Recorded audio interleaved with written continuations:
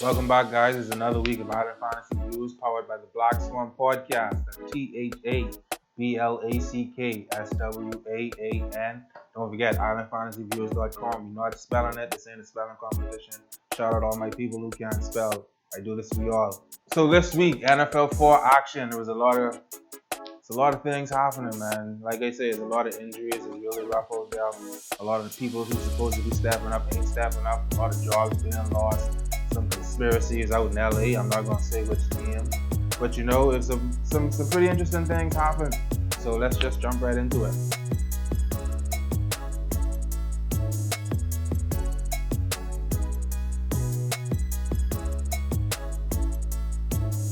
Oh, I won in the other league from Sunday, so that was straight. The only real competition this week was our league because Matt Ryan is just, I'm giving up. He's been losing too much for me.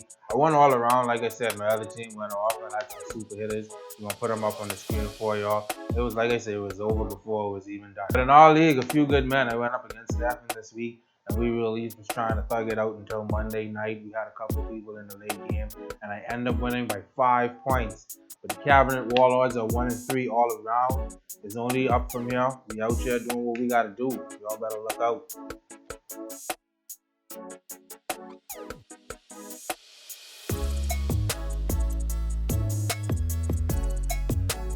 Yes, definitely the Cowboys and Browns. That was a really hard game. I shouted it out last week on the blog, IslandFantasyViews.com. But man, we had a lot of heavy hitters in that game going up for it. And it didn't disappoint. Nick Chubb, he had an injury early in the game. So shout out all the Kareem Hunt believers. If you started him, he had a pretty decent day. We had OBJ and Landry. They did what they had to do. I think they just told Baker, like, you just need to sit down and let us do what we got to do and we can make it happen.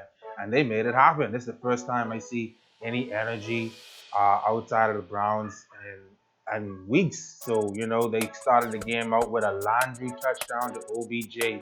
And if you're going to see the replay, it's going to be pretty special. And I think the Browns need that sort of spark, that sort of energy, creativity to help them really push Baker Mayfield to the limits he got. Because sometimes, you know, he's wake up feeling dangerous. And when I woke up this morning, I was feeling pretty dangerous. And he's doing dangerous things, but it don't work out unless everyone else is on the same page around him feeling dangerous as well.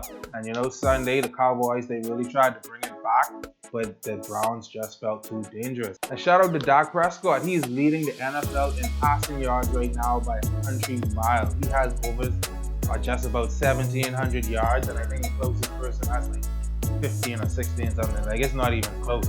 And the Cowboys are just not winning football games. I don't know what it is. Ezekiel Elliott is doing what he has to do. They have receivers as CeeDee Lamb and Amari Cooper doing what they got to do. Michael Gallup steps up from time to time, but they just aren't doing enough to put up wins. So, you know, maybe they got to get it together soon. But shout out Doc. He's out there doing this thing. I'm actually really surprised.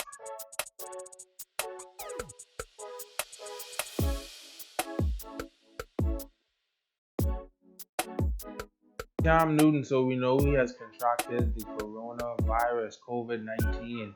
He is out for the Patriots last week. He's probably out again. And at this time, the latest update we have from Bill Belichick is he don't have an update. So, you know, classic Dark Lord Belichick. But we do know that Cam is still taking virtual meetings, so he's still part of the team. They expect him to come back and, you know, take over and do what he's been doing for the season, which is pretty much decent out.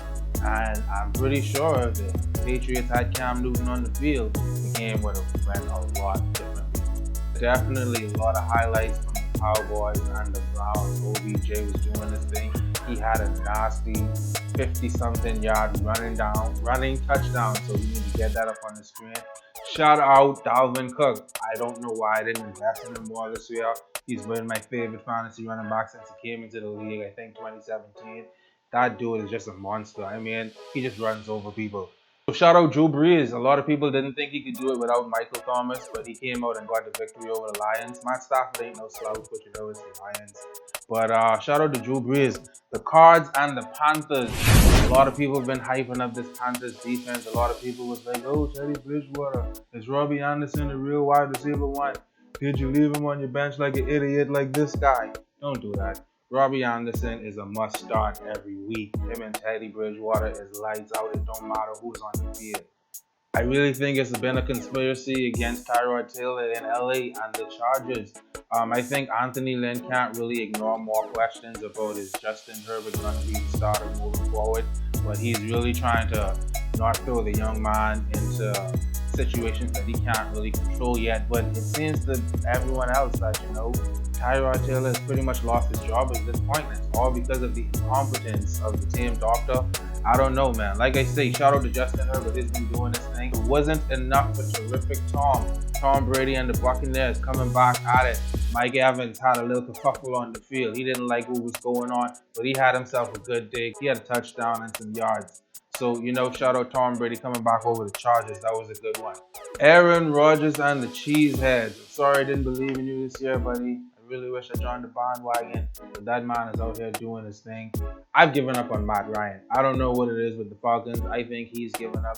They just need to completely sage the entire Atlanta metropolitan area, and they need to figure out what's going on because they can't get it together. Like I said, I don't think it's safe to start Matt Ryan every week. Julio Jones is questionable at the very best. He's been injured and he missed a lot of the last game. Calvin Ridley is hobbled up. They had one or two, Zacchaeus somebody or whatever. He's been doing a little thing, but I don't really have any more faith in Matt Ryan, so I think they go to pack it up and find someone else to go for my quarterback spot this year. But, shout out Aaron Rodgers though. Really wish I joined that bandwagon this year. Week 5, starting it out for Thursday Night Football. It's the Bucs and the Bears. I really think that Tom Brady is going to keep doing this thing. I have all the faith in him. Shout out Nick Foles starting again for the Bears. I think he can put it together this week, so it's going to be an interesting battle to see those two teams slug it out. The Bears defense ain't really no slouch out there, but Tom Brady's not terrific. So week 5, we have the Panthers and the Falcons. Who knows? Maybe Matt Ryan, I can't even force it. Matt Ryan probably ain't gonna do nothing. Shout out to Teddy Bridgewater, like I said. Robbie Anderson, wide receiver 1 every week. Don't leave him on your bench. I don't have any more faith in him. I think Teddy Bridgewater and the Panthers are going to do what they have to do. Shout out to Run CMC. People think he's going to be back in a couple of weeks, so Mike Davis has definitely been holding it down. Robbie Anderson and Teddy Bridgewater have been doing the damn thing. I don't think Matt Ryan has what it takes anymore. My prayers have finally been answered. Bill O'Brien is out against the Jaguars as the head coach for the Texans this week. He no longer has a job. They finally told him to pack it up, good riddance, get the heck out of here, and we're going to see what happens. I think it's a good test for the Houston Texans this week, like I said, coming up against the Jaguars and Minshew Mania. I keep telling you, I haven't forgotten him anymore. James Robinson, he may not put up 50, but he can put up some numbers, and the Jags may not win, but he's going to put up some numbers. That's been automatic all week, every week this year. Don't forget to put him in your lineup. But let's see what the Texans are going to do against the Jaguars. No Bill O'Brien, got a new head coach. Let's see. So the Raiders, it doesn't get any easier this week coming up against the number 1 Kansas City Chiefs. They lost last week against the Bills, and I don't think they're going to find a lot of room to do damage against the Chiefs this week. The defense is a little suspect for Kansas City, but I mean, come on, Patrick Mahomes, boy, what you going to do? Do we even got to talk about who all is in that offense? Doesn't even matter. But I will talk up some Derek Carr. He has been doing what he has to do this season. I've been pretty impressed. 5 weeks of starting, so you want to start paying attention to your QB2s, your backups. I think if he's out there, he's a nice addition to get on your roster. No, bro. Baker Mayfield is wake up feeling dangerous, bro. I literally told Crocker to write that down. Fuck Matt Ryan. That was good. That was in the show notes, guys. Fuck Matt Ryan was in the show notes. Shout out Sukiana. I do this for you too. I'm using special ed. I too hype. That's good shit though.